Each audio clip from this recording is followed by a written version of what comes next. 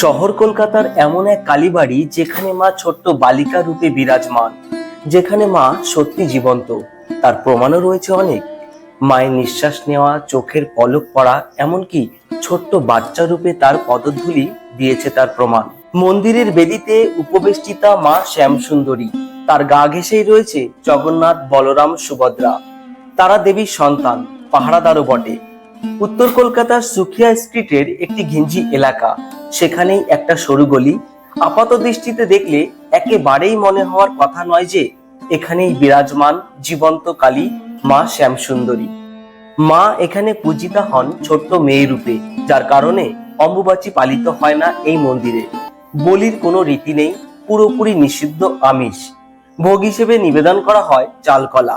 ভক্তদের বিশ্বাস, মা কখনো কাউকে খালি হাতে ফিরিয়ে দেন না, পূরণ করেন সকল ভক্তের মনস্কামনা।